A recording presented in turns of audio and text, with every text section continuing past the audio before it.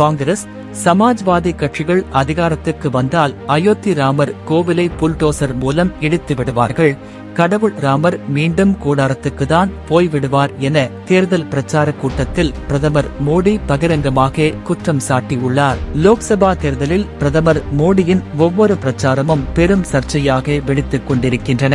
காங்கிரஸ் கட்சி ஆட்சிக்கு வந்தால் பெண்களின் தங்கத்தை பறித்து முஸ்லிம்களுக்கு கொடுத்துவிடும், 2 எருமைகள் வைத்திருந்தால் ஒரு எருமையை முஸ்லிம்களுக்கு பிரித்து கொடுக்கும், உங்கள் சொத்துக்களை ஆய்வு செய்து அதிக குழந்தை பெறுகிறவர்களுக்கு கொடுத்துவிடும் காங்கிரஸ் என வெளிப்படையாகவே மதம் சார்ந்து விமர்சித்து வருகிறார் பிரதமர் மோடி. பிரதமர் மோடியின் இத்தகைய மத அடிப்படையிலான பிரச்சாரத்துக்கு எதிராக தேர்தல் ஆணையத்தில் புகார் தரப்பட்டுள்ளது.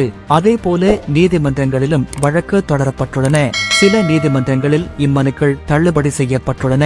உத்தரப்பிரதேசத்தின் பாரபங்கியில் பிரதமர் மோடி தேர்தல் பிரசாரத்தில் பேசியதாவது: காங்கிரஸ் மற்றும் சமாஜ்வாதி கட்சிகள் ஆட்சிக்கு வந்துவிட்டால் அயோத்தி ராமர் மீண்டும் கூடாரத்துக்குள் போய்விடுவார். அயோத்தி ராமர் கோவிலை புல்டோசர் மூலம் இடித்து விடுவார்கள். புல்டோசரை எங்கே பயன்படுத்த வேண்டும் என யுபி முதல்வர் யோகி ஆதித்யநாத்திடம் காங்கிரஸ், சமாஜ்வாதி கட்சிகள் பாடம் கற்க வேண்டும். இவ்வாறு பிரதமர் மோடி தெரிவித்தார். இதேபோல சில நாட்களுக்கு முன்னர் டிவி சேனல் ஒன்றுக்கு பேட்டியளித்த பிரதமர் மோடி, அயோத்தி ராமர் கோவிலை இந்த மோடி கட்டவில்லை, மோடி கோவில் கட்டியதாக தவறாக சொல்கின்றனர். 500 ஆண்டுகளாக மக்கள் இதற்காக காத்திருந்தனர். இதற்காக எண்ணற்ற உயிர்கள் தியாகம் செய்யப்பட்டுள்ளது.